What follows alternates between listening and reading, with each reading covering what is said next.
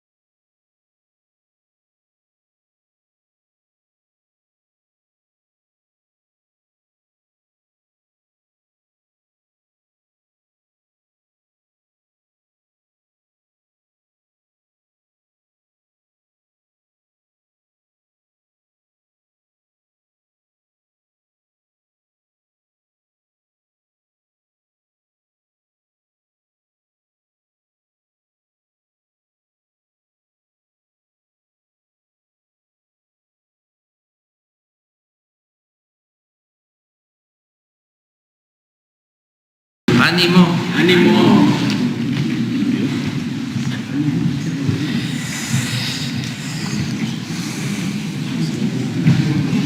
El día de hoy vamos a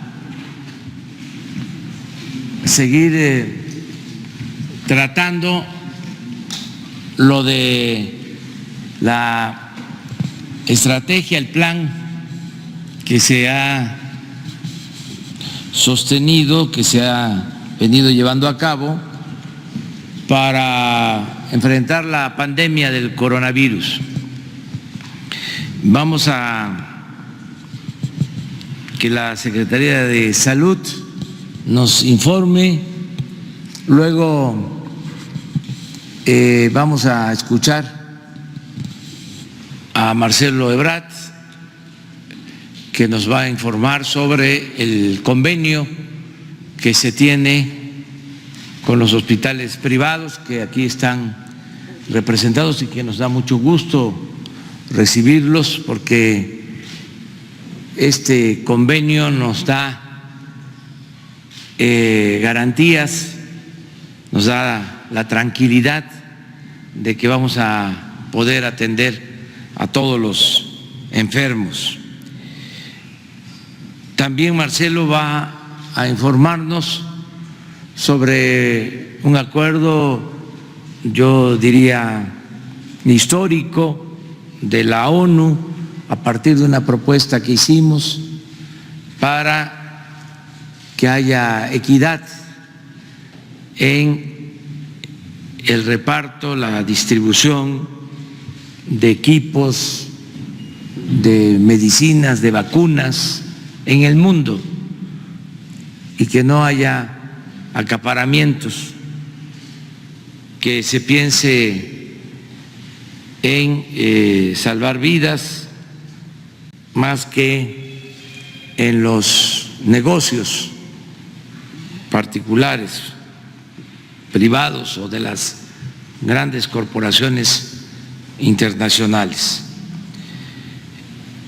También en el marco de las definiciones que está tomando la Secretaría de Salud con sus especialistas, sus médicos, sus científicos, el secretario de Educación va a informarnos sobre el plan que se tiene para el regreso a clases. Aunque falta tiempo, es importante que con anticipación los padres de familia, madres de familia, sepan que se está contemplando al respecto. Eso es básicamente lo que vamos a tratar el día de hoy y vamos a contestar preguntas, respuestas. Antes de darle la palabra al doctor, quiero también transmitir un mensaje a todos los mexicanos, decirles que con la caída en el precio del petróleo hay un agravamiento de la crisis económica mundial que desde luego nos va a afectar. Sin embargo, quiero dar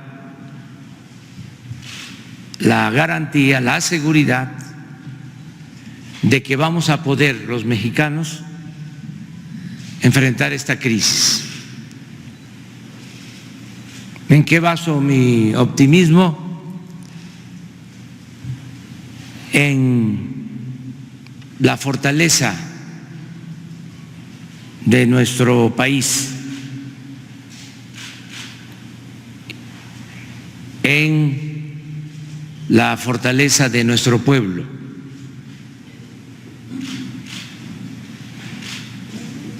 Eso es lo fundamental.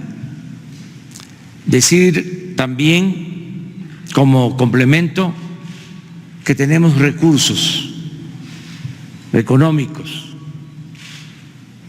materiales suficientes, que tenemos de qué echar mano frente a la crisis, porque en el tiempo que llevamos logramos ahorrar recursos por no permitir la corrupción y por llevar a cabo, por hacer un gobierno austero, sin lujos, sin extravagancias. Tenemos reservas suficientes.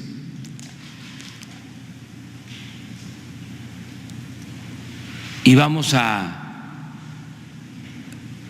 ajustar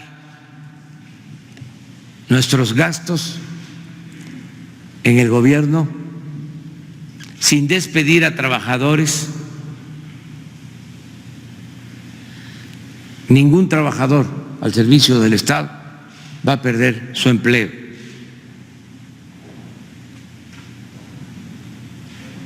Pero sí vamos a reducir aún más el costo del gobierno a la sociedad. Y esto nos va a permitir liberar más fondos. El dinero no se va a quedar en el gobierno, sino se va a seguir trasladando al pueblo.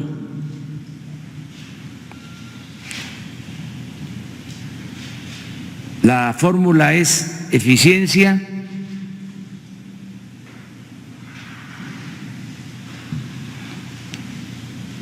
honestidad, austeridad y justicia.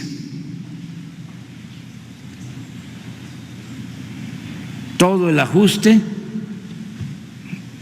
el apretarnos más el cinturón, tiene como propósito proteger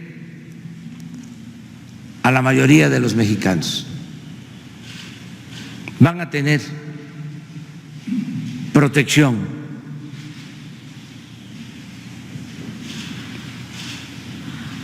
Millones de mexicanos. Estoy estimando que podemos proteger hasta el 70%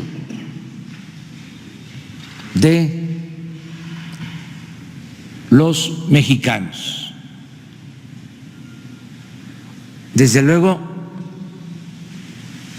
de abajo hacia arriba. Los más pobres, primero.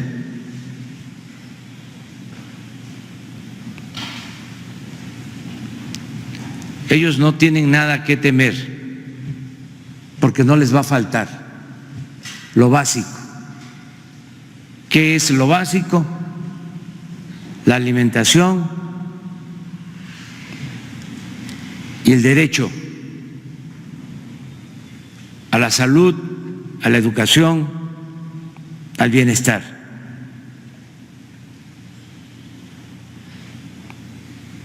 Ese es nuestro compromiso.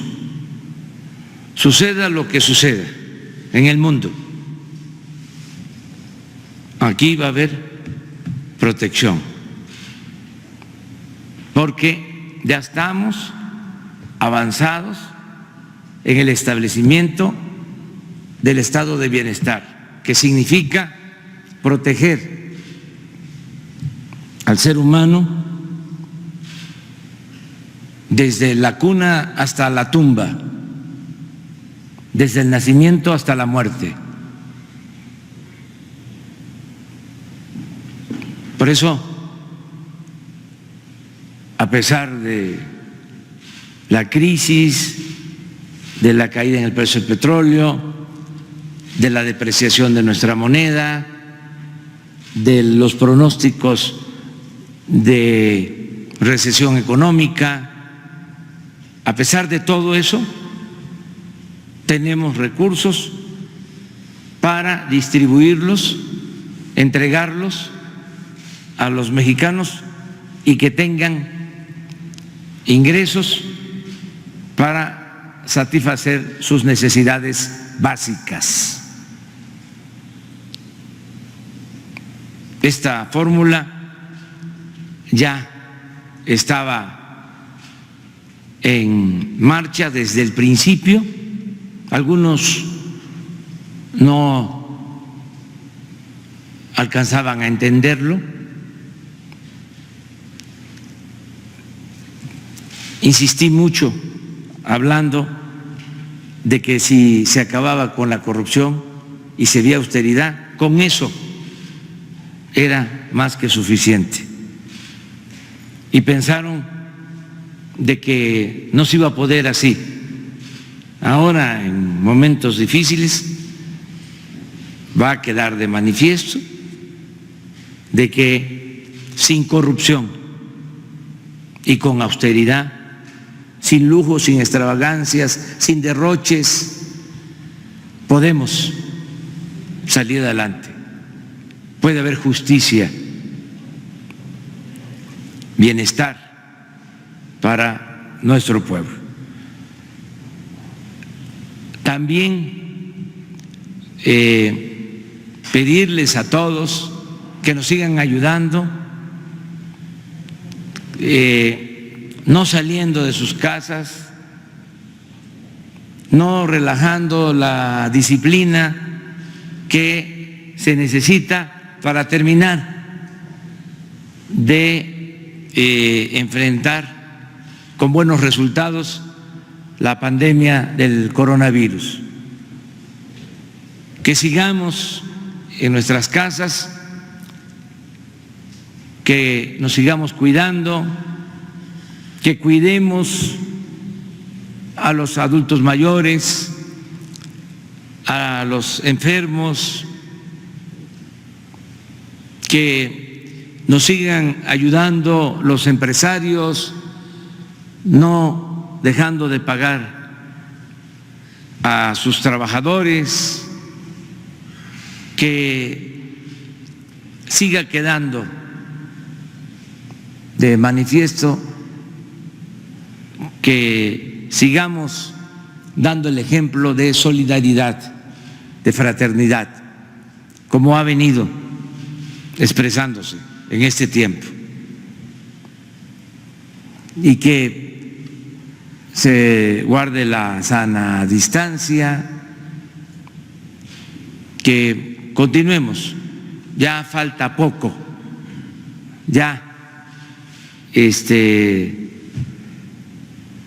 vamos a salir de esta pandemia.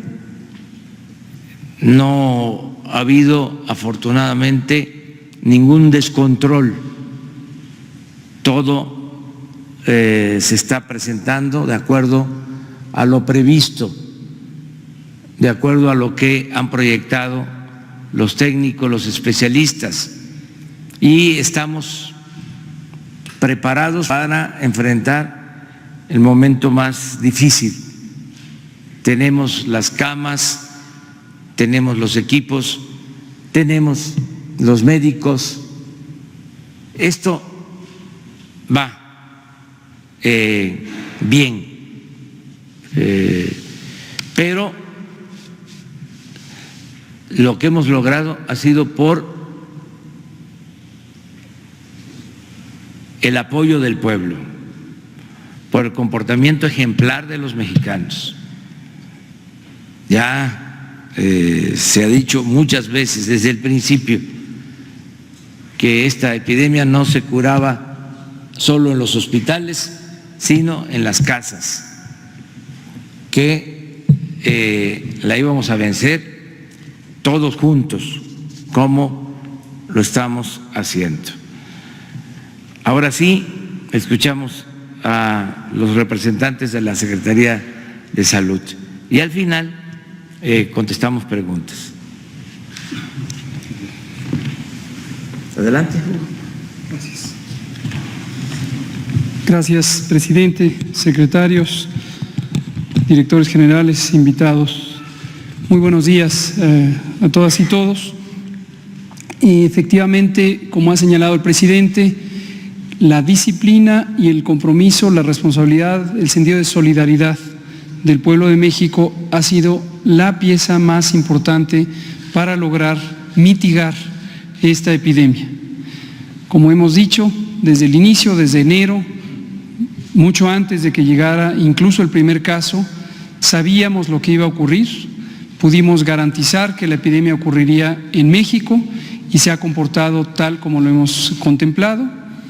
La semana pasada anunciamos la buena noticia de que estas medidas de mitigación, esta Jornada Nacional de Sana Distancia, estaba dando efectos positivos, pero que para que los efectos positivos se mantuvieran, tendríamos que extender la jornada y por eso se planteó el que se extendiera hasta el 30 de mayo.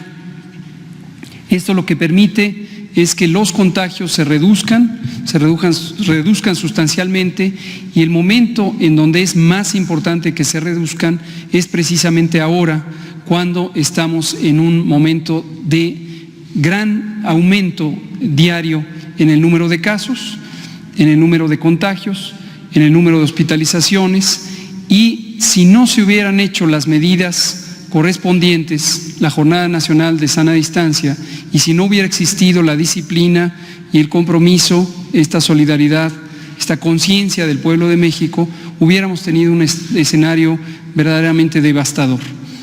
Vienen, como también ya lo ha señalado el presidente, momentos difíciles. No quiere decir que la epidemia va a ser algo fácil de llevar, pero cuando se está preparado, cuando se han hecho los arreglos necesarios para expandir la capacidad de atención hospitalaria y además cuando se ha tenido ya por varias semanas esta disciplina de mantenernos en casa, vamos a poder enfrentarla de manera ordenada en las condiciones más favorables.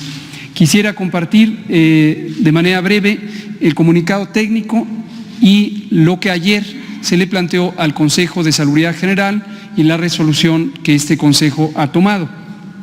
Si me pasan la primera, por favor. Lo voy a presentar de manera expedita, dado que esta es la misma información que presentamos ayer a las 19 horas, es el corte más reciente de información, pero para arribar al punto de resolución del Consejo de Salubridad General. Aquí se ve la situación de la epidemia en el mundo. En esta gráfica lo que se ilustra es simplemente el número de casos acumulados que ya superan los 2.300.000 en el mundo, y estos son los casos que han ocurrido desde el inicio de la epidemia en los primeros días de enero, pero menos del 50% de estos ocurren en los últimos 14 días. Esto es relevante porque los de los últimos 14 días son realmente lo que mantiene activa la epidemia. El resto son personas que tuvieron la enfermedad y se han recuperado en su enorme mayoría. Y lo que se ve en las barras, quiero llamar respetuosamente su atención a las dos primeras barras que se ven en la gráfica, la roja que representa la intensidad de la transmisión en los últimos 14 días en el continente americano o la región de América, y el azul que representa lo que ocurre en Europa. Lo que vemos aquí es un patrón de cambio geográfico. Europa empieza a disminuir ya la intensidad de su transmisión, la epidemia se vuelve estable, en algunos países ya se ven signos de reducción, pero en cambio en América estamos todavía en esta fase de ascenso. Y queremos dejar muy en claro que todavía nos faltan varias semanas en América y en México para tener este momento de mayor intensidad de la transmisión. La siguiente. Lo que se ve en México, además, es representado en esta gráfica de barras, que son las entidades federativas. La primera y más grande es la Ciudad de México, que por tener la mayor cantidad de población y la mayor densidad de población, tiene naturalmente la mayor cantidad de contagios. Esto aplica no solamente a la Ciudad de México como tal, sino a los municipios conurbados en el Estado de México. La siguiente, se ve precisamente este patrón de distribución que es heterogéneo en el territorio nacional y que revela lo que hemos estado relatando, que la transmisión ocurre en parches, ocurre por zonas, y tenemos zonas de alta intensidad, pero también tenemos importantes zonas del territorio nacional que tienen baja transmisión. Todo esto, la siguiente y la siguiente, es lo que consideró, vamos a pasar la siguiente, lo que consideró el Consejo de Salubridad General. Un elemento adicional que hemos presentado también en varias ocasiones es la distribución por edades, donde predominan los casos más delicados en los adultos mayores, pero también en la edad intermedia, en los periodos intermedios de la vida, en aquellas personas que tienen enfermedades crónicas. Y hemos destacado que muy desafortunadamente México tiene una de las más grandes epidemias de obesidad, sobrepeso, diabetes a lo largo de los últimos 40 años, y que eso representa una adversidad adicional para la que México tiene que enfrentar un estado de salud deteriorado en forma anticipada. La siguiente. Ahora, el Consejo también fue expuesto a la siguiente también, y la siguiente. Aquí lo que se ve es la curva epidemiológica, es la curva epidémica, se ven los casos nuevos que van surgiendo y se ve el incremento diario que se va sumando a la curva café, que muestra cómo tenemos esta trayectoria exponencial. Exponencial lo que quiere decir es que los contagios no aumentan en la misma proporción cada día o en el mismo número, sino que se van multiplicando cada día, producto de el acúmulo de casos que son asimismo personas contagiantes. Entonces se va expandiendo la epidemia. Esto, insisto, si no hubiéramos tenido medidas de sana distancia que fueron aplicadas oportunamente antes del inicio de la fase de rápida crecimiento, el volumen o el número de casos hubiera sido inmanejable. La siguiente. Pero recordarán que el jueves pasado presentamos estos dos escenarios que son producto de un refinado trabajo de modelación matemática. Este en concreto es de un grupo mixto del Instituto de Matemáticas de la UNAM y del Centro de Investigación en Matemáticas, pero tenemos más de 7 grupos académicos que coinciden con la misma perspectiva. Lo que se ve en la curva roja es lo que hubiera pasado si no hubiéramos hecho las medidas de mitigación. Lo que se ve en la curva verde es lo que está pasando, y esto está derivado de la observación directa de los casos reales identificados en México. Por lo tanto, también en la siguiente podemos ver que tenemos otras características importantes a considerar. Las distintas fases de la epidemia se caracterizan no solamente por el número de casos, sino por la dinámica de la transmisión, es decir, cómo cambian los contagios en el tiempo y en el territorio, cómo se expande geográficamente la epidemia. En esta tabla lo que se ve es un resumen del número de brotes activos que pueden ser identificados como brotes porque se puede rastrear o trazar los contagios. Habíamos dicho que desde la fase 2 en general se pierde la trazabilidad de los contagios porque empieza a haber una gran cantidad de casos, pero en algunas zonas del país, y aquí se muestran la mayoría de las entidades federativas, todavía hay una transmisión considerablemente reducida que nos permite identificar a los contagios en relación con los casos existentes. Esto lo que nos permite es reconocer la oportunidad de que en estas regiones o municipios de baja transmisión podamos continuar con las medidas de contención y no tener que aplicar medidas más extremas de reducción de la movilidad, como sí debe ocurrir y ha estado ocurriendo en las principales regiones urbanas. La siguiente se ve otra característica que es la dispersión territorial. Una segunda característica de la fase 3 de la epidemia es la ocurrencia de millares de casos en distintas regiones del país. En la siguiente diapositiva se ve en forma gráfica en un mapa cómo en las 4 regiones que tiene consideradas el Consejo de Salubridad General superamos prácticamente los 1,000 casos en cada región, en algunos como la región centro, más de 4,000 casos. Esto quiere decir que en todas las regiones del país tenemos una propagación extendida, aunque esta propagación sea en parches. Entonces tenemos brotes activos, tenemos propagación en el territorio con más de 1,000 casos, y estas son características importantes de la fase de ascenso rápido. La siguiente. Y por lo tanto al Consejo de Salubridad General se le expuso toda esta evidencia, se le expuso las recomendaciones que hizo el grupo científico. Estas las conocen todos ustedes porque las presentamos aquí mismo el jueves pasado. Y lo que llevó es a las recomendaciones específicas de acciones de control, que las sintetizo con estos 3 elementos: el extender la Jornada Nacional de Sana Distancia hasta el 30 de mayo, que nadie se confunda con que esto ya terminó, esto se mantiene hasta el 30 de mayo de 2020. Lo segundo es que en aquellos municipios donde hay baja transmisión, y sí y solo si esta baja transmisión se mantiene o se logra cerca del 30 de mayo, entonces podrá hacerse una limitación anticipada de las medidas de sana distancia. Y se ha planteado la fecha de hasta el 17 de mayo, con una reapertura el 18 de mayo, si los municipios que hoy están con baja transmisión se mantienen con baja transmisión. Pero además, aquellos municipios que tienen moderada transmisión, si logran para entonces tener un buen control, podrán estar en los municipios que abran tempranamente. Entonces, no solo los que hoy vemos, sino aquellos municipios que logren tener un control de transmisión cercanos al 17 de mayo podrán abrir el 18 de mayo. Y lo último es que se mantienen las medidas de protección a las personas adultas mayores y poblaciones de máximo riesgo. Lo último que quiero decir es que esto fue aprobado de forma unánime por el Consejo de Salubridad General. Se emitirá hoy el acuerdo correspondiente donde se detallan estas medidas y queda en manos de la Secretaría de Salud Federal emitir los lineamientos correspondientes para hacer operativas estas disposiciones, y la autoridad sanitaria estatal tiene la responsabilidad de hacer cumplir estas disposiciones en sus ámbitos de competencia, en sus territorios, pero además aplicar las distintas modalidades administrativas que garanticen que se cumpla la Jornada Nacional de Sana Distancia.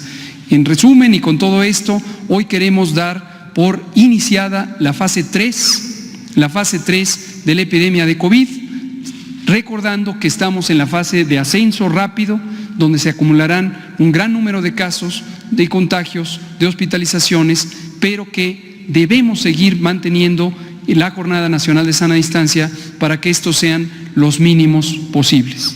Gracias, presidente. Marcelo.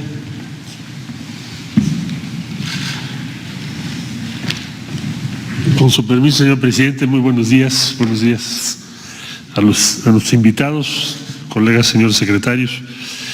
Bueno, si me permiten, en primer lugar, informarles lo que tiene que ver con la Organización de las Naciones Unidas. El día de ayer se aprobó resolución presentada por México, como ustedes saben, derivada de la conversación que sostuvo el señor presidente de la República con el G20. En aquella ocasión, la postura externada por el presidente López Obrador fue que la Organización de las Naciones Unidas debe participar e intervenir para dos objetivos: garantizar que todos los países tengan acceso a medicamentos y equipo, porque existe la tentación o a veces la acción para concentrar material y equipo y no compartirlo con otros países. Y el segundo objetivo, para garantizar el acceso de todas y de todos a las vacunas cuando éstas vengan. Es un punto crucial, como es obvio. A consecuencia de ese pronunciamiento, recibió instrucciones nuestro embajador en la ONU en Nueva York, el embajador Juan Ramón de la Fuente, y la misión de México, apoyada por toda la Cancillería, el subsecretario Julián Ventura, el subsecretario Max Reyes, la subsecretaria Marta Delgado y todo el equipo de la Cancillería, para presentar la resolución correspondiente, que no se trata nada más de un pronunciamiento de tipo político, genérico, sino que está orientada a darle un mandato al secretario general de la ONU para que él pueda intervenir como se propone en la resolución, para que él pueda organizar esta participación, no solo a través de la Organización Mundial de la Salud, que es clave, sino a través de otras instancias de la ONU. Bueno, pues bien, el día de ayer se logró que 179 países, que es el 93% de la Organización de las Naciones Unidas, aprobara esta resolución. Quiero felicitar al embajador de la Fuente, que por cierto ya dio negativo su examen, su test último de coronavirus, por lo tanto ya pronto lo veremos por aquí en Nueva York de nuevo, afortunadamente. Quiero felicitarlo a él, a todo su equipo, a la misión mexicana por este logro. Es la resolución que México ha presentado ante la ONU más votada en la historia de nuestra participación en Naciones Unidas. Estamos muy satisfechos y orgullosos por ello, y sobre todo felicitar al presidente de México porque su planteamiento tuvo el respaldo de 179 países. Esto no había ocurrido nunca. Ahora daremos seguimiento para que este mandato se traduzca en las acciones que estamos esperando. Repito, el acceso a las vacunas, que deben considerarse un patrimonio de la humanidad, y al equipo y a los medicamentos, equitativo para todas, para todos.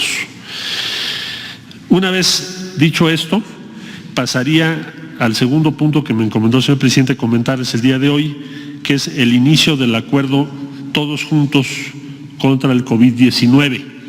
Subrayo todos juntos, porque en este caso se trata de un acuerdo con el sector privado, que de esta manera muestra su compromiso y su solidaridad con México y con toda la población, cosa que les agradecemos en nombre de todos los beneficiarios. Participan, como ustedes saben, la Asociación de Hospitales Privados de México, cuyo dirigente es Mario González Ulloa, que nos acompaña el día de hoy. Muchas gracias, Mario.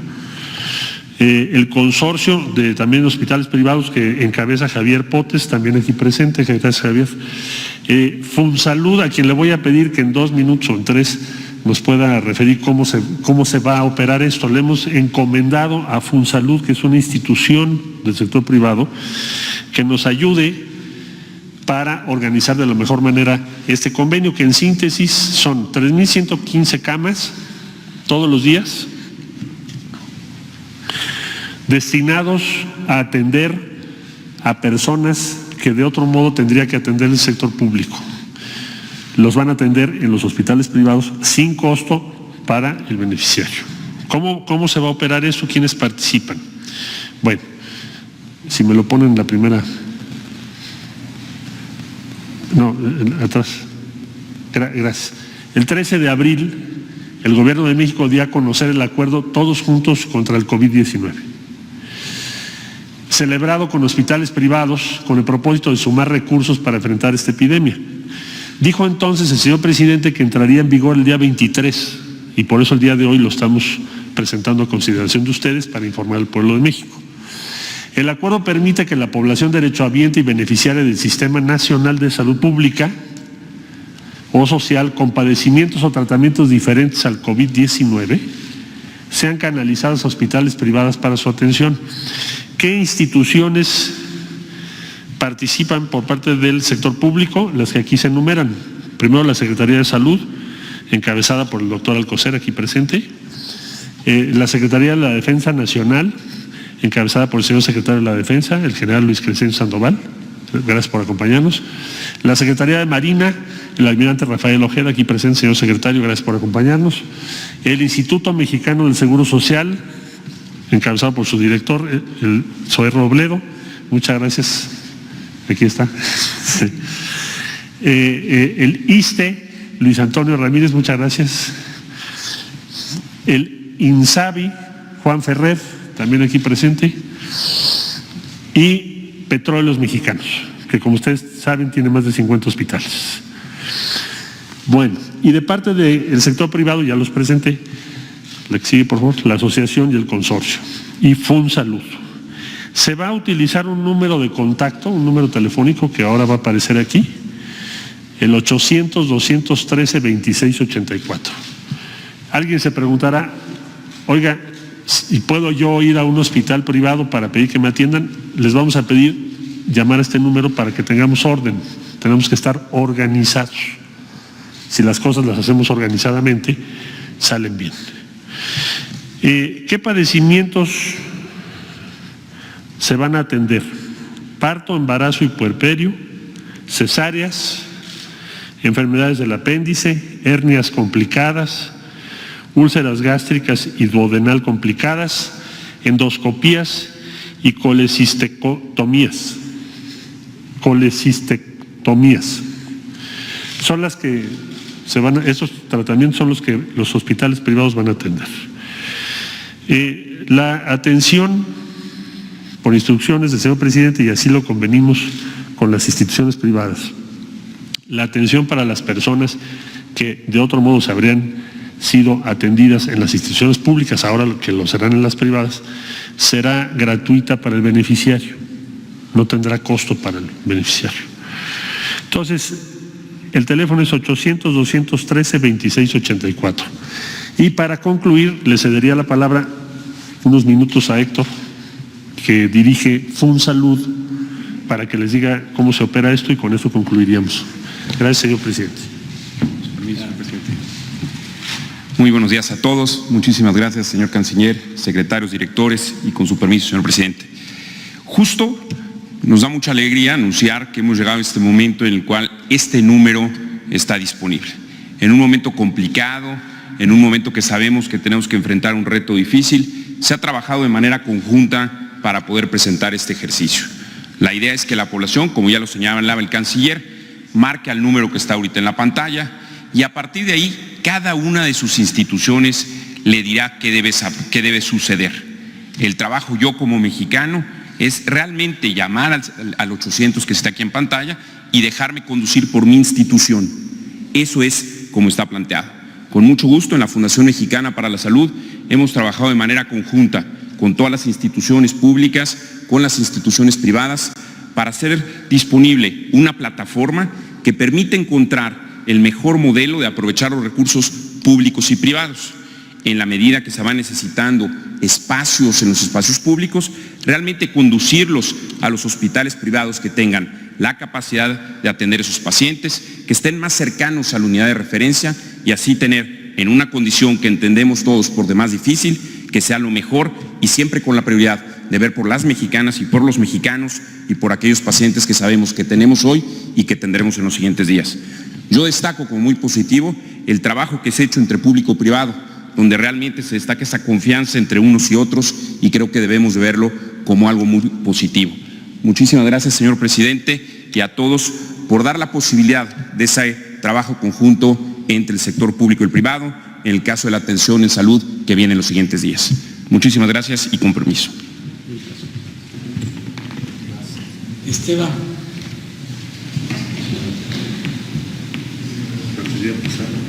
Muchas gracias.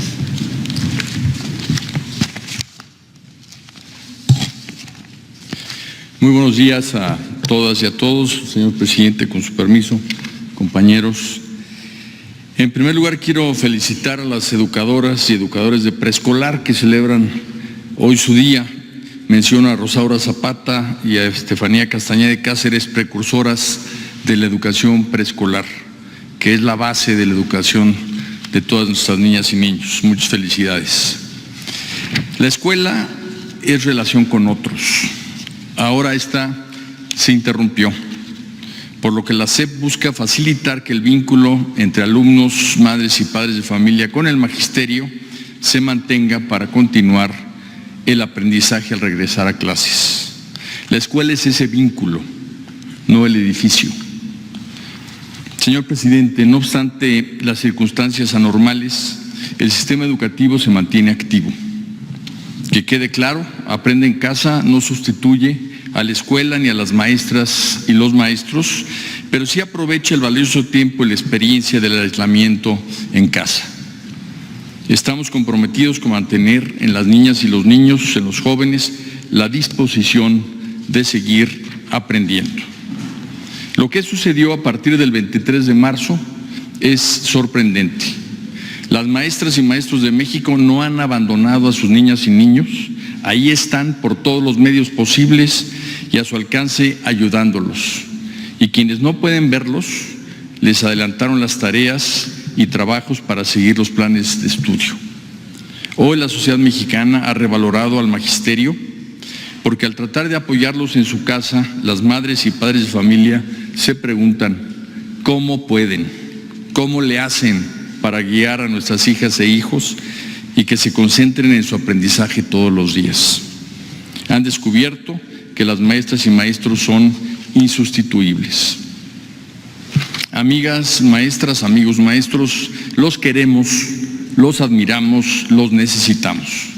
Gracias a todos y a todas en educación básica, en preescolar, en educación media superior y en educación superior. Otro sentimiento emergente es el de solidaridad.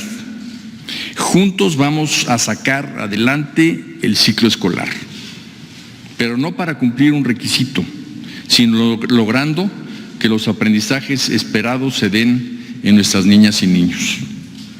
El 1 de junio, todo el país regresará a clases, como ha señalado el señor presidente, y ya desde el 17 de mayo se hará en los municipios definidos como libres de riesgo, como acaba de señalar el doctor López-Gatell. Lo primero es la salud, lo primero es la vida, lo primero es seguir todos juntos para que nadie falte cuando volvamos a abrazarnos.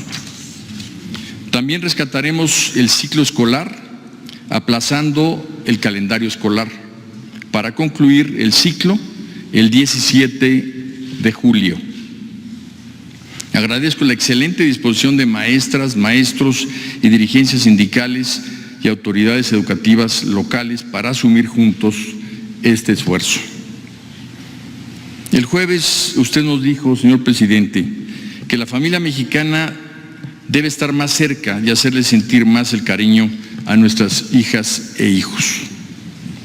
Quiero decirles a nuestros niñas y niños, a nuestros jóvenes, que todo en su escuela va a salir bien, que vamos a rescatar el ciclo escolar, que Aprende en Casa se trata de aprovechar mucho mejor el tiempo.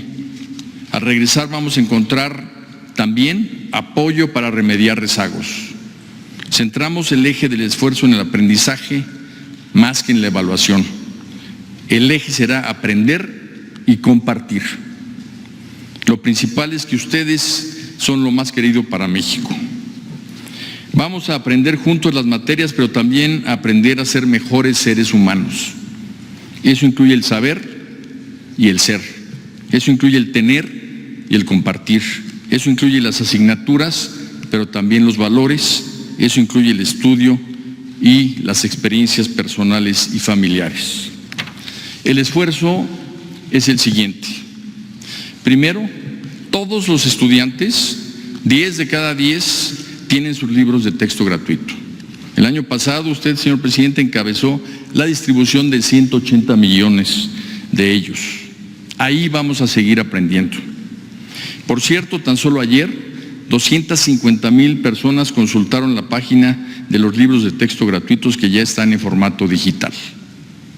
Los libros de texto gratuitos son el eje del aprendizaje para apoyar a nuestros estudiantes, pero también tenemos auxiliares educativos emergentes.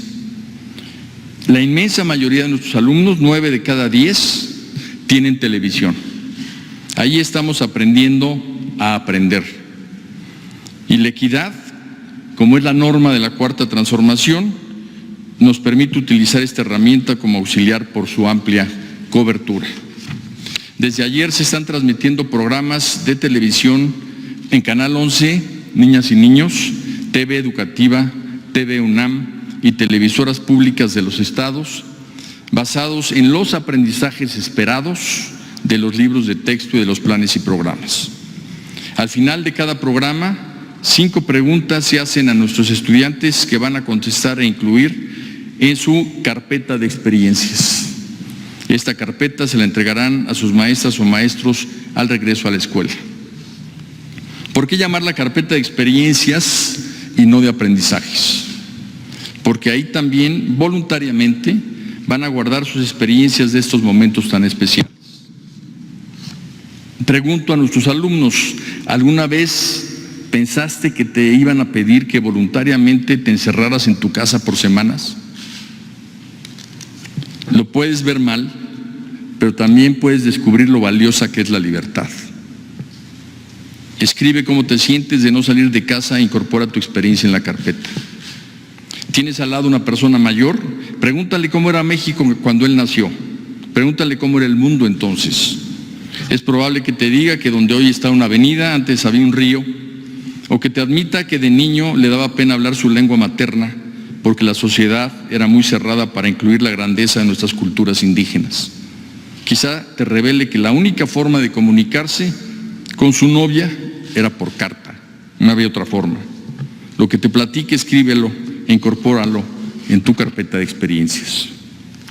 Ponte una meta, enséñale a alguien a leer y escribir, lee un libro por semana, baja la panza, aprende a tocar un instrumento musical, bailar salsa o jugar ajedrez. Entonces la carpeta de experiencias va a ser el testimonio de cómo, aunque tu cuerpo estaba encerrado, tu espíritu voló. ¿Eso sabes cómo se llama? Aprender. Y no solo materias, también de la vida. Con tus libros de texto tienes suficiente. Con tu actitud hacia el aprendizaje vas a pasar los exámenes. Con tu carpeta de experiencias vas a hacerlo muy bien. La televisión es un apoyo para que aprendas en casa. También habrá radio educativo para comunidades indígenas, cuadernillos de CONAFE para zonas marginadas y para quienes tengan conectividad internet. En nuestra programación cada media hora hay una pausa activa para ejercitarnos. Para no salir cansados de estar tanto tiempo juntos, descubramos esos saberes, esos tesoros, esos sentimientos de cada quien que nos hará salir más unidos.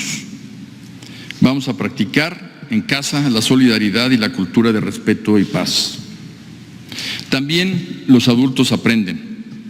Hoy mismo a las 11 de la mañana habrá una capacitación a distancia en donde voluntariamente ya están inscritos más de 500,000 maestras y maestros. Niñas y niños, amigas, madres y padres de familia, amigos maestros, adolescentes, jóvenes, ¿qué vamos a hacer lo que resta de abril y el mes de mayo? ¿Sentarnos a esperar, perdiendo el tiempo? ¿Cómo nos vamos a relacionar, haciendo cada vez más difícil la convivencia en el encierro? ¿Cómo vamos a salir del aislamiento menos flexibles y deprimidos? Si no hacemos algo, así podría suceder. Pero la inmensa mayoría piensa distinto. Percibo los ojos brillosos de las maestras mexicanas. Hasta aquí escucho el latir fuerte del corazón de los maestros diciendo, vamos a aprovechar el tiempo. Hasta aquí veo los labios sonrientes de nuestra niñez y juventud que dicen, quiero aprender. Hasta aquí veo a las madres y padres de familia diciendo, por favor, ayúdenos a mantener a nuestras hijas e hijos concentrados en algo provechoso. El señor presidente promueve un cambio de fondo. No es suficiente pasar bien la crisis. No podemos regresar a donde estábamos como si esto hubiera sido un paréntesis en nuestro sector educativo. Propongámonos algo grande, algo hermoso. Juntos aprovechemos este paso atrás para tomar impulso y saltar lejos hacia adelante. Propongámonos crear algo enorme, crear juntos la nueva escuela mexicana. La nueva escuela mexicana que trazó usted, señor presidente, en su iniciativa constitucional y en las leyes educativas secundarias, está construyéndose sobre 4 grandes columnas. Primero, equidad. Queremos apoyar más a quien más lo necesita y ser inclusivos. Si algo hace el COVID-19 es evidenciar las desigualdades que queremos desterrar. Segundo, excelencia. No nos conformamos con medianías, queremos aspirar siempre a ser mejores y ayudar a los demás a ser mejores. Tercero, higiene y limpieza. Queremos proteger a los demás y a nosotros mismos, viviendo en un entorno limpio y protegiendo el ambiente. Y cuarto y último, amor por México. Vamos a hacer juntos de nuestro país un orgullo de la humanidad. Muchas gracias. Gracias. Pues ese es el programa de hoy. Tenemos algún tiempo para preguntas. Y luego. Buenos días. Juan Hernández, del periódico Basta y el Grupo Cantón. Referente a la fase 3, quisiera preguntarle al subsecretario qué otras medidas más se van a intensificar, cómo va a estar la cuestión del transporte, que es, bueno, ya lo habían tocado, pero sí me gustaría que lo reafirmara. Y un poquito escuchar una reflexión de usted, señor presidente, referente a este modelo de educación que están ahorita planteando, en donde entiendo que van a reforzar los valores culturales, los valores familiares y sobre todo la unidad, no solamente familiar, sino la unidad entre los mexicanos. Gracias. Gracias, presidente. Gracias por la pregunta.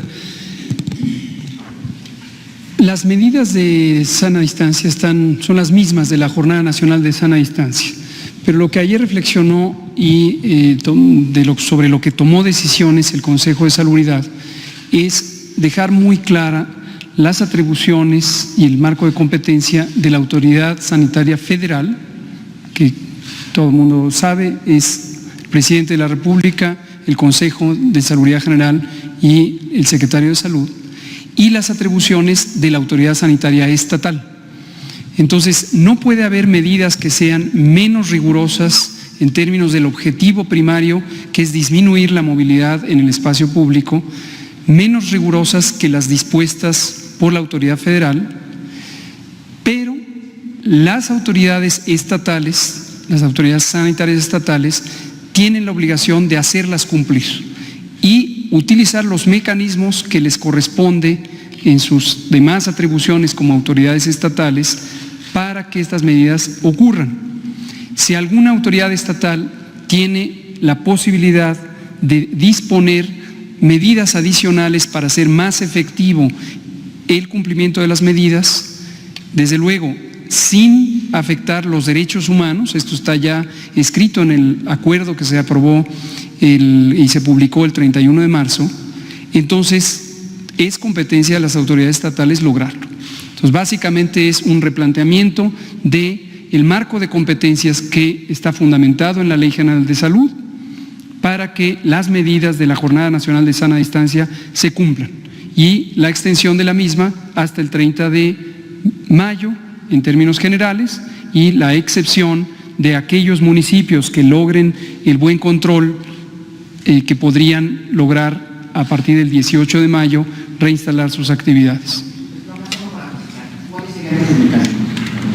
Los mecanismos son los que están dispuestos y es la suspensión temporal de toda actividad laboral no esencial en los sectores público, privado y social. Es decir, esto sigue en vigor, esto es de alcance nacional y esto se tiene que hacer cumplir en el nivel local.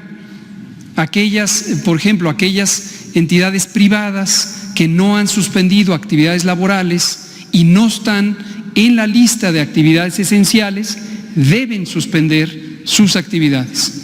deben suspender sus actividades para que las personas no tengan que concurrir al espacio laboral y donde es posible hagan trabajo en casa, donde no es posible quedan suspendidas las actividades laborales.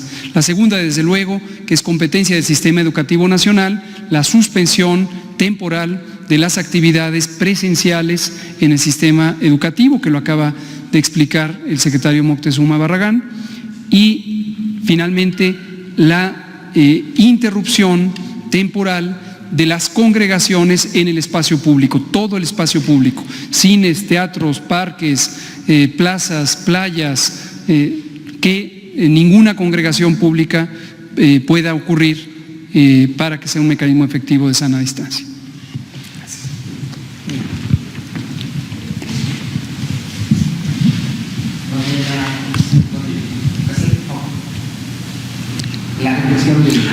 Es muy buena la participación, la reflexión, el análisis del secretario de Educación Pública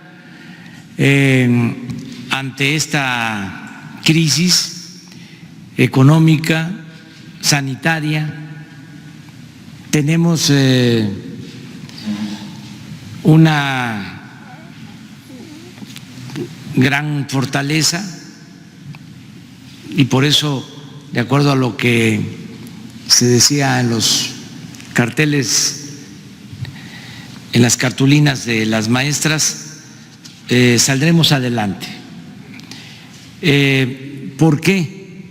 Es una crisis económica, una crisis sanitaria y vamos a salir adelante porque tenemos una gran reserva de valores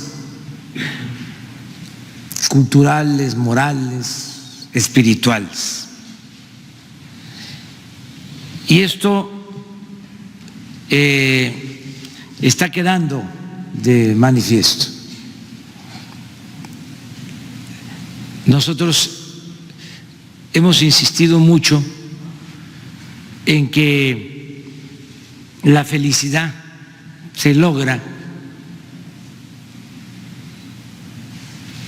procurando que haya bienestar material y bienestar del alma, que es muy importante lo espiritual, que no solo de pan vive el hombre.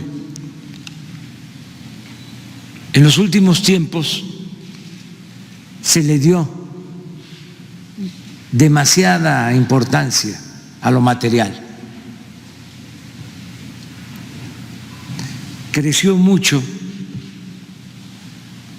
el afán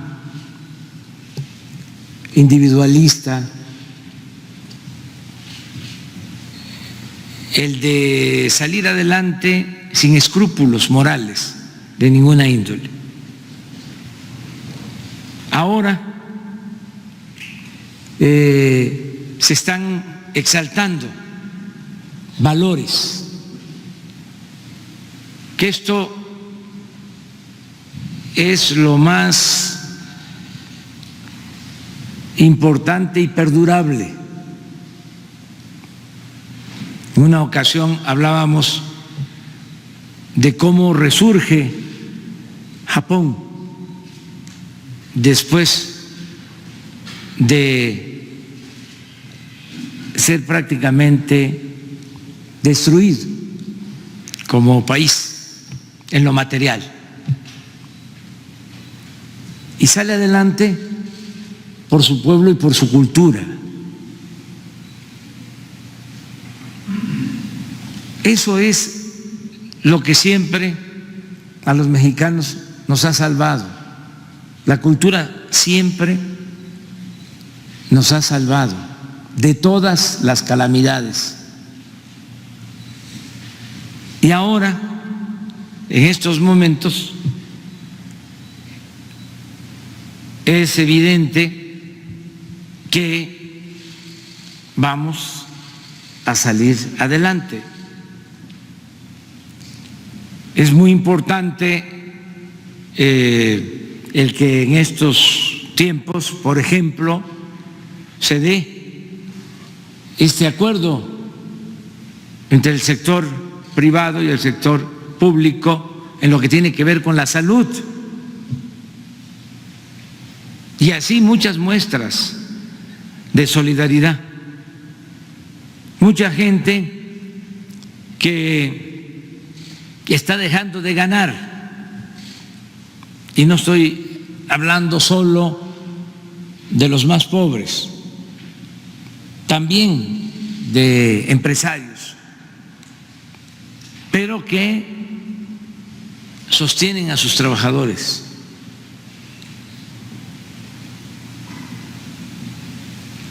Y están protegiéndolos. Esto es una muestra de la solidaridad de nuestro pueblo. Y tener muy presente la necesidad, a partir de esta experiencia, de fortalecer nuestros valores. Ahora más que nunca se necesita de la constitución moral. Recordemos la cartilla moral de Alfonso Reyes, de cómo hablaba de que hay preceptos, hay valores que son parte de un círculo de lo personal hacia lo general, círculos concéntricos, y él hablaba primero del amor a la familia, otro círculo, el amor a nuestros semejantes. Esta pregunta se la quiero hacer al señor secretario Moctezuma Barragán. Muchas personas nos han estado escribiendo en redes sociales acerca de que ayer iniciaron las clases por televisión para todas lo que es primaria, secundaria, preparatoria. Sin embargo, nos dicen que no llegan todo lo que son a las televisoras a todo el país, que han tratado de entrar a redes sociales y que tampoco hay un canal de YouTube o de algún otro medio, que hablaron a Educatel y que solo les informaron que hay Facebook Live, pero solo para telesecundaria. Entonces la solicitud es que si hay posibilidades de abrir un canal para las clases que están dando. Gracias. Sí, de hecho, estamos llegando a todo el país, apoyados por televisoras locales, estatales, y estamos ahorita haciendo el trámite para hacer un canal exclusivo de la SEP y que la SEP pueda tener su canal exclusivo. Pero como son tantas clases, porque estamos hablando pues de todo el sistema de educación básica que incluye preescolar, primaria y secundaria, entonces, y parte media superior, entonces el horario nos impide que en un solo canal podamos transmitirlo todo. Por eso estamos usando 3 canales. Por otra parte, hay una plataforma de Aprende en Línea, en donde está precisamente el curso, y cada vez vamos a ir robusteciendo la demanda que hay sobre el aprendizaje a distancia. Es un trabajo emergente, tenemos que pedirle a la sociedad paciencia, porque pues esto lo paramos en días, y es un tema que va a ir mejorando todo el tiempo. Vamos a cometer seguramente errores, pero son cuestiones que estamos salvando todos los días para que le llegue la señal a todo aquel que lo desee. De momento sí tenemos una cobertura muy amplia, me atrevo a decir que en todos los estados llega, aunque no necesariamente en todas las poblaciones de los estados. Por eso es que también que tenemos como base el libro de texto gratuito. Televisión, radio y la educación en línea es un auxiliar, pero los maestros que le están dejando tareas a los niños para que sigan su libro de texto gratuito. Esa es la base y ahí sí tenemos certeza de que todos los niños la tienen. Gracias. Y quería decirle, bueno, esta es para el director del IMSS, Zoé Robledo. Hice una denuncia acerca de una clínica de Veracruz de Córdoba. Muchas de la noche lo mandaron de regreso a su casa con oxígeno. Llegó a su casa y a las 4 horas murió. La persona que nos está denunciando esto, pues es su hija, su familia está muy preocupada. Nos llamó justo cuando lo estaban velando porque no tenían dinero para poder pagar la sepultura y su velatorio, ¿no? Y estuvieron boteando, consiguieron dinero para pagar esto. Es algo que nos inquieta mucho saber qué va a pasar, señor presidente, a todos ustedes con esas personas que no tienen recursos, sino que tienen para poder sepultar a sus familiares. Por otro lado, pues la angustia de que la mamá de la niña, la esposa del señor que falleció, tiene obesidad, tiene la presión arterial alta y padece diabetes. No saben de qué murió porque cuando regresaron al Seguro Social no quiso ir ningún doctor a la casa para extender el certificado.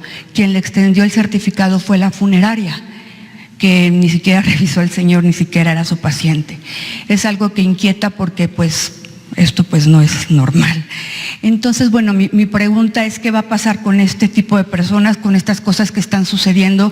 Es inquietante que estas personas, esta familia, puede ser que esté contagiada, la casa donde murió, etcétera, y a lo mejor como ellos puede haber muchos otros casos que no sabemos porque no lo reportan. Esa es mi pregunta. Gracias. Sí, muchas gracias. Con su permiso, señor presidente, muy buenos días a todas y a todos. Justo como lo ha señalado usted, no es una situación normal, desde luego que no lo es. Es una pandemia que está sometiendo a un estrés terrible a todos los sistemas de salud en el mundo. Y en el nuestro, pues desde luego que se están padeciendo también muchos años de desinversión en el Seguro Social, todos los años en los que no se contrataban médicos, no se compraba equipo, no se crecía en el número de camas o en el número de consultorios, pero nosotros tenemos que anteponernos a esa situación. Desde luego que en este momento nos vamos a comunicar con la representante del IMSS en Veracruz. Como saben, allá tenemos 2 delegaciones, hay 2 extraordinarias doctoras que están haciendo un papel muy bueno, pero que claro que esos casos hay que revisarlos a detalle, por una razón.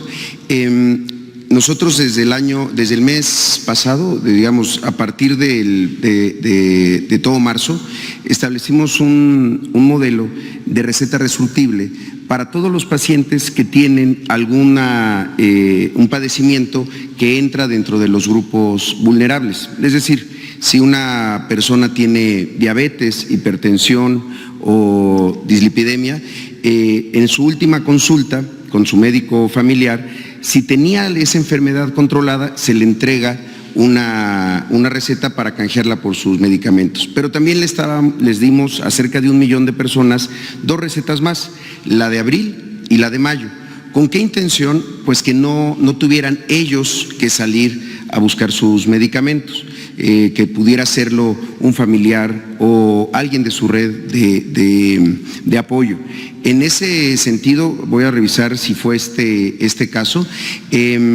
Todos los pacientes que tienen sospecha por COVID tienen que realizarles una prueba cuando son grupos vulnerables particularmente. Algunos de los casos leves que no tienen un padecimiento adicional, pues son el grueso, son el 80% que son ambulatorios. Como se ha descrito aquí, pues es evidente que no es un caso que tuviera no solamente síntomas leves, sino que además pues se presentaba esta otra comorbilidad. Entonces, lo que preguntas. Con gusto, señor presidente. Efectivamente, el planteamiento de las medidas de seguridad sanitaria en México, que están enmarcados en estas acciones extraordinarias que dispuso la autoridad sanitaria, o las 3 autoridades nacionales, tienen como propósito reducir la movilidad en el espacio público. Esto ha quedado claro. Ahora, ¿cuál es el mecanismo de reducir la movilidad en el espacio público? Lo que hemos visto en los ejemplos de algunos países que en su momento fueron rebasados por la epidemia y que desafortunadamente no pudieron tomar la oportunidad de tomar las medidas en el momento temprano, y después ya fue hasta cierto punto incontenible la epidemia, es que acudieron al uso de la fuerza pública. Las razones solo ellos pueden evaluarlas, y cada país es soberano y toma sus propias decisiones, y respetamos lo que cada país haya decidido. En el contexto de algunos países, tomando los modelos europeos, el acudir a la fuerza pública facilitó el hecho de que la gente se quedara en casa. Pero no debemos pensar que cada modelo de país es intercambiable. Cada país tiene su propia realidad social, económica, política, etcétera, y como señala también, enfatiza el presidente, cultural. Entonces, los distintos recursos con los que cuenta un pueblo y un país deben ser considerados. En el caso de México, el diseño de las medidas de seguridad sanitaria en esta acción extraordinaria, como pueden ustedes apreciar, está centrada en el tema de la actividad laboral. La disposición es: se suspenden todas las actividades laborales no esenciales en los sectores público, social y privado. ¿Por qué razón? Porque esto nos permite el mecanismo más eficiente de alcanzar millones de personas fuera del espacio público, sin necesidad de utilizar a la fuerza pública. Es decir, las medidas no están centradas hacia el ciudadano, la ciudadana, sino hacia el elemento de carácter económico que les hace congregarse. Lo mismo la suspensión de las escuelas, temporal, porque nos permitió, y fue la medida más temprana. Mi agradecimiento al secretario Moctezuma y al Sistema Nacional Educativo, porque nos permitió inmediatamente más de 15 millones de personas que quedaran fuera de la circulación.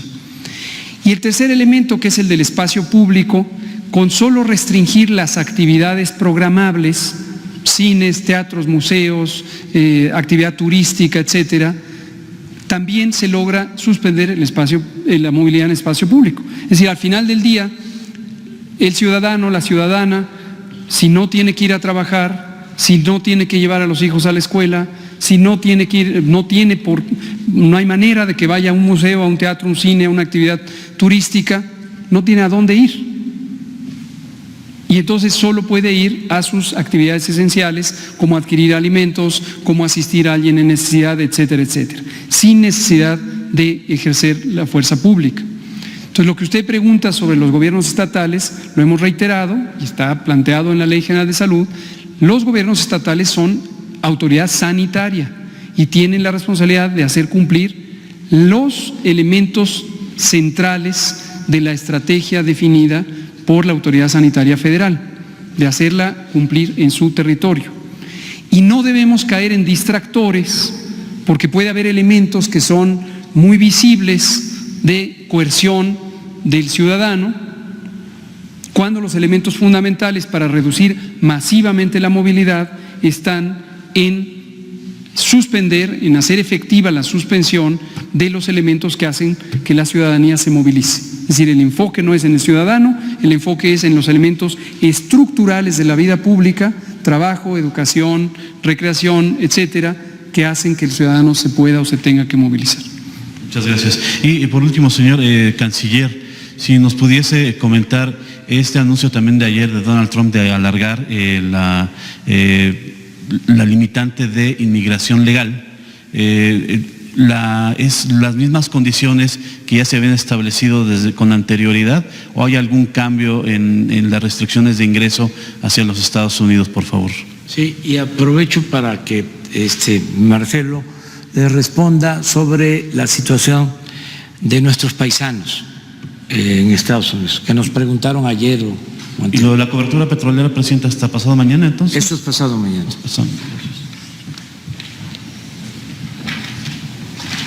Sí, señor. La decisión dada a conocer ayer, todavía no sabemos cuál es su traducción legal, pero déjame decirte qué es lo que está vigente hasta el día de hoy, qué es lo que... son dos cuestiones distintas. Una son las restricciones en la frontera, que fueron establecidas y después prorrogadas de común acuerdo entre ambos países, y que tienen como propósito, pues lo mismo que acaba de explicar el doctor López-Gatell, pero en la frontera entre los dos países, restringir todo aquello que no es esencial para evitar el contagio.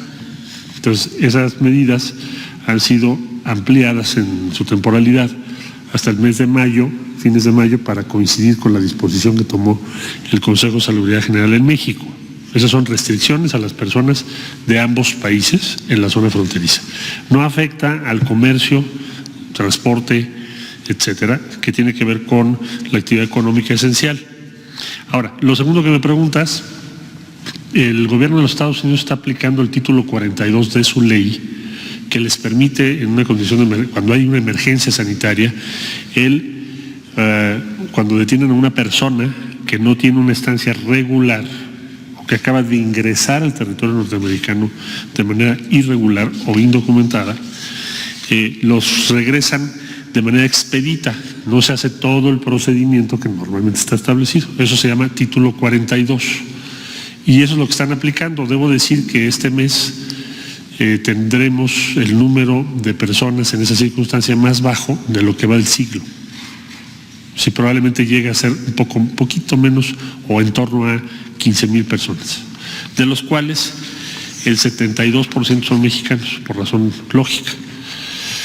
Es decir, son repatriados siempre, o habitualmente, o generalmente, y ahora lo serán o lo son de manera muy expedita, en el mismo momento.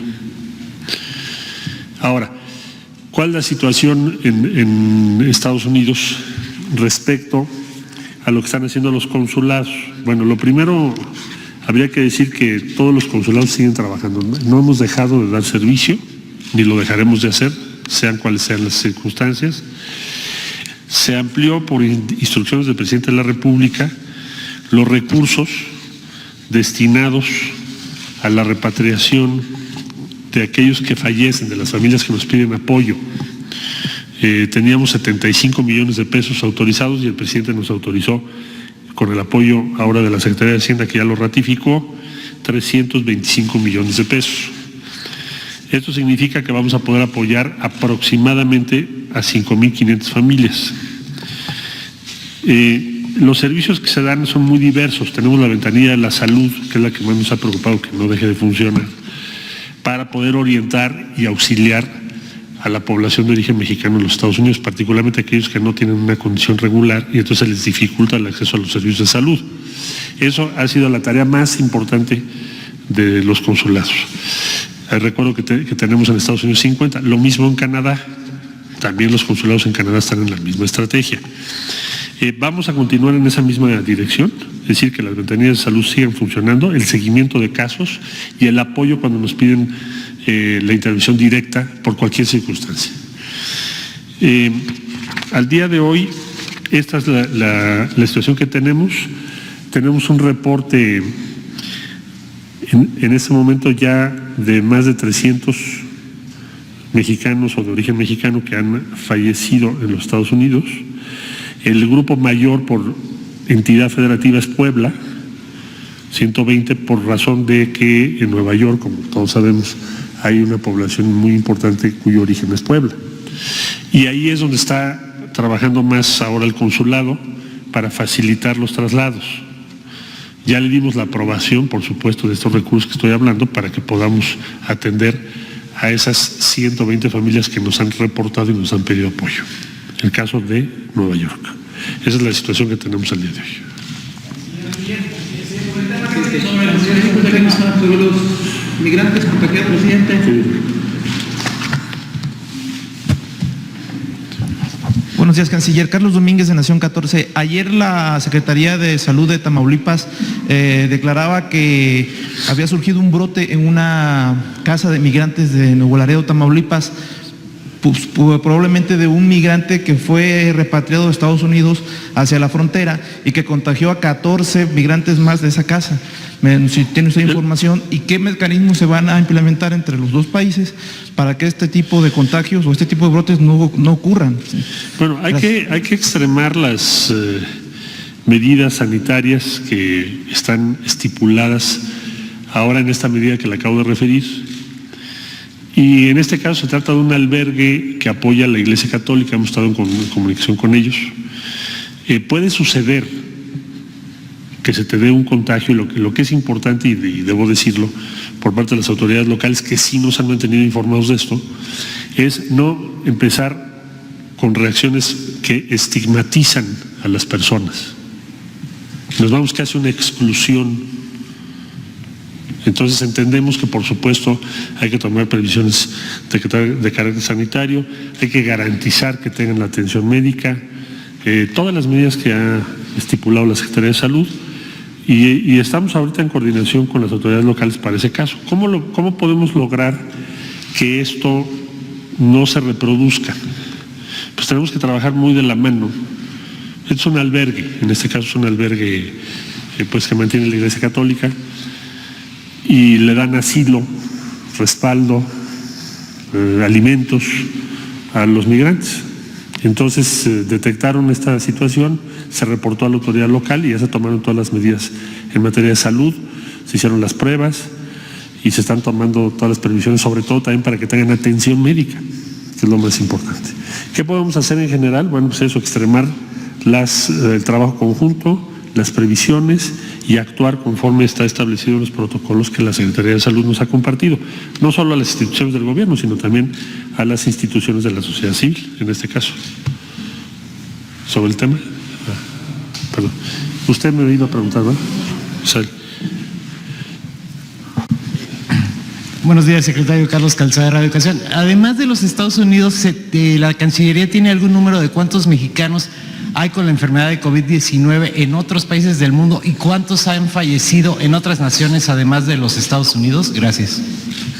Bueno, sí tenemos el reporte, por supuesto, y le podría yo decir que el 98% hasta ahorita de la cifra de fallecidos que tengo es en los Estados Unidos de América, lo cual no me extraña, pero con mucho gusto yo les subo el detalle un poquito más tarde en Twitter de los reportes que tenemos. Pero el 98% hasta hoy, de esa cifra que le acabo de dar, las 300, poquito más de 300 son en Estados Unidos. Sobre esto mismo. Gracias, canciller. Luis Méndez, de Notimex. Solo una precisión. Este anuncio, o lo que acaba de comentar sobre la migración, y este anuncio que dio Donald Trump ayer sobre frenar la inmigración, ¿cómo impactaría esto en los cruces fronterizos si se llegara a concretar? Entiendo que es solo un anuncio, pero también si se está planteando esto que los empresarios del norte le habían pedido al presidente de abrir de manera escalonada y previamente las industrias en esa zona fronteriza. Es decir, ¿qué impactos tendría de llegarse a concretar este acuerdo? ¿Y cómo va ese diálogo de abrir las fronteras, las industrias, de acuerdo a la petición de los empresarios del norte? No vemos ningún impacto hasta esta hora de esta disposición genérica respecto a la migración hacia los Estados Unidos que pueda afectar la actividad económica. No veo yo una traducción en ese sentido. Tampoco una restricción distinta a la que tenemos en la frontera por razones sanitarias. Va a seguir siendo igual. Y creo que lo que se seguirá aplicando es el título 42, no lo sabemos, Estados Unidos tendrá que aclararlo más tarde, si es que hay alguna disposición nueva. Pero que sepamos hasta este momento es el mismo título 42 que estaban aplicando hasta el día de ayer y antier. Respecto a la actividad económica, bueno, pues tenemos que sujetarnos a lo que estableció el Consejo de Salubridad General, sean empresas de origen norteamericano, europeo, en fin, o sean empresas mexicanas. Ya habrá en su momento, en su oportunidad, más adelante, ahorita estamos en fase 3, pues las disposiciones de cómo se va a retomar la actividad productiva, pero no es ahora que se van a dar a conocer. Y si me permite el presidente una pregunta sobre la ley de amnistía aprobada ya. Solamente para terminar el informe que me pidió señor presidente, si nos pueden poner la gráfica de repatriados, te la mandé ahorita, a ver si se puede. al día de hoy, porque parte de la pregunta que me hicieron.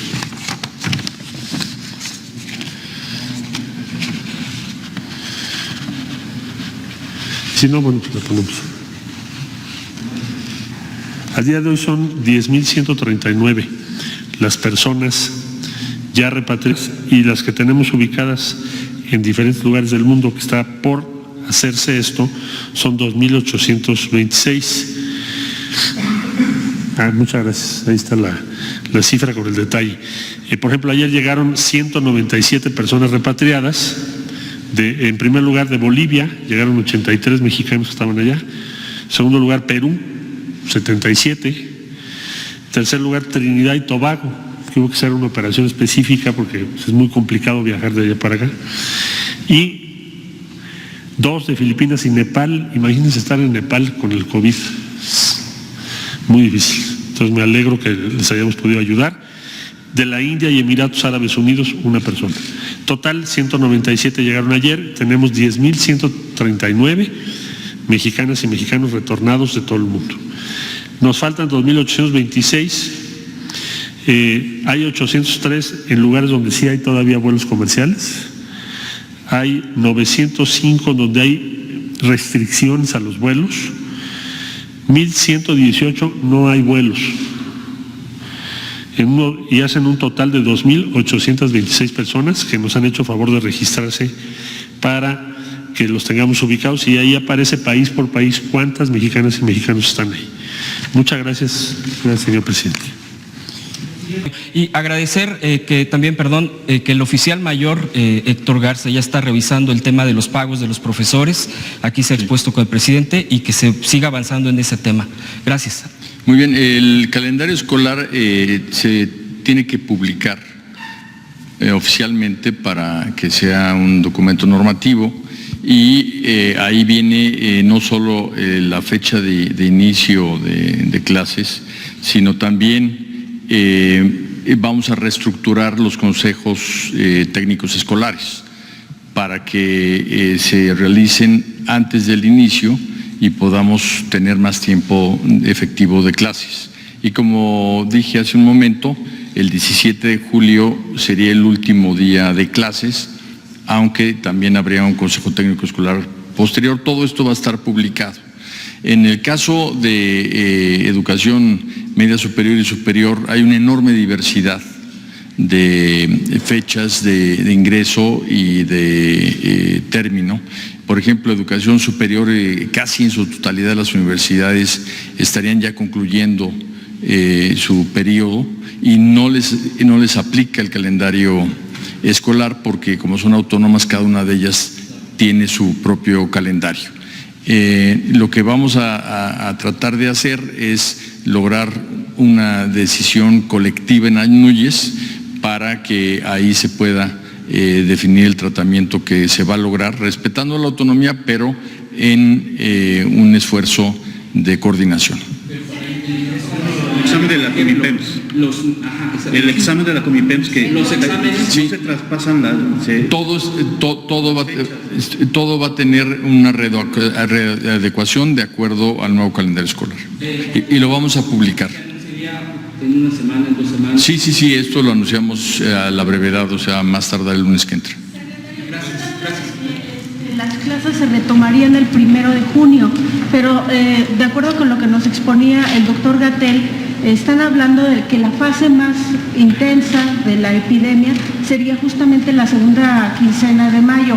¿No está justamente encimado el calendario como para que al regreso a las clases se contagie los niños, los profesores, los padres de familia? Nosotros estamos siguiendo indicaciones precisas del Consejo de Salubridad General y pues no sé si el doctor quisiera hacer alguna precisión. Gracias por preguntarlo. Ahorita viendo las redes sociales veo que incluso mandatarios estatales ya están con esta inquietud, la cual me parece completamente válida. Para que no haya dudas, lo explico con puntualización. El propósito de las medidas de mitigación, esto lo hemos dicho varias veces, desde antes del primer caso en México, el propósito de la mitigación no es la extinción de la epidemia. es la mitigación, como el nombre indica. Mitigar quiere decir reducir, mermar, atenuar, empequeñecer, no es extinguir la epidemia. Si pretendiéramos hacer medidas de control absoluto, tendríamos que mantener al país completamente congelado, lo cual evidentemente llevaría al colapso de la sociedad, aquí o en cualquier parte del mundo, o tendríamos que mantener las medidas de restricción hasta el 2022. No tiene sentido, ¿verdad? Hemos dicho una y otra vez que las medidas tienen que ser proporcionales al riesgo y considerando los efectos secundarios. Esto es lo mismo que pasa en medicina clínica, esto también sirve para visualizarlo. Pongamos un ejemplo hipotético: si necesitamos que una persona sea intervenida quirúrgicamente para quitarle el apéndice, por ejemplo, por poner una de las cirugías más comunes. Si no operamos, la persona tiene un problema de que el apéndice se ulcera, se perfora y se causa una peritonitis, se causa sepsis y la persona se muere. No hay duda que tenemos que operar. Pero si la persona tiene alguna condición de riesgo, que puede ser tan simple como que no está en ayuno en las últimas 4 horas, o es una persona con otras enfermedades que le hacen tener riesgo de operarse, y lo hacemos de manera precipitada, sin tomar las precauciones, la intervención quirúrgica causa un daño también fatal, poniendo los dos extremos de la perspectiva. Entonces uno tiene que encontrar el balance correcto entre hacer el bien con una intervención y minimizar los efectos secundarios. En este caso, los efectos secundarios también son de enorme interés público, porque es la vida pública, la economía nacional, la economía social, y en particular en un país donde desafortunadamente tenemos a la mitad de las personas viviendo al día, porque hemos vivido por muchos años, décadas, en un modelo económico y social que ha concentrado la riqueza. No podemos cegarnos a que esa realidad existe. Y entonces tenemos que hacer las adaptaciones pertinentes. Por eso decía yo hace un rato que no debemos pensar que los modelos de actuación en salud pública se importan mecánica y acríticamente de otras partes del mundo que tienen realidades sociales, económicas muy diferentes.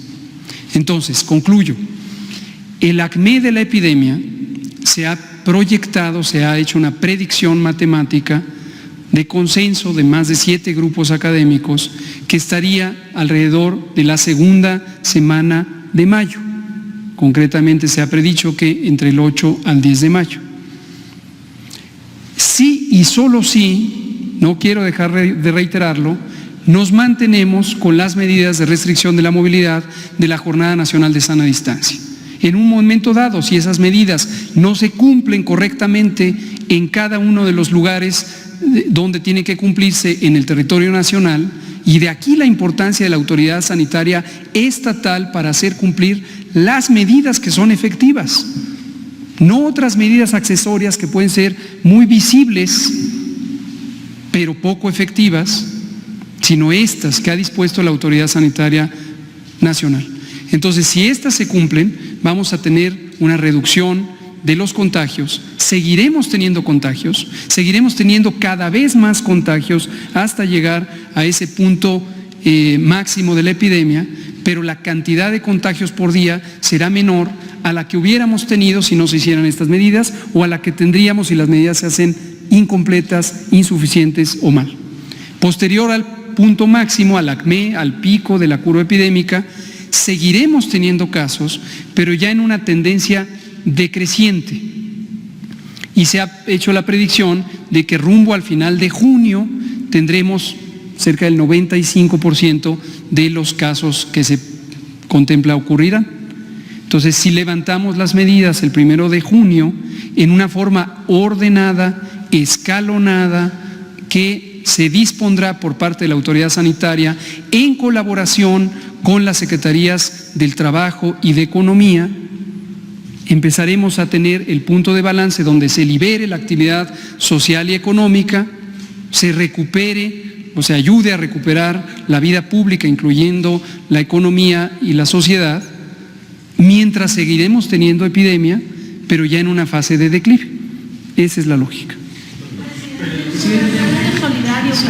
Bueno, ¿por qué no mañana continuamos? Porque ya hoy fue bastante pedagógicamente también. No se puede internalizar, asimilar tanta información. O sea, mañana continuamos. Hoy, por la noche, Hugo López-Gatell seguirá informando. Y mañana contestamos lo que nos estás preguntando. Sí, muy bien. Muchas gracias. ¿La qué? No, al contrario. Estoy pensando hasta que haya más para que tengamos información.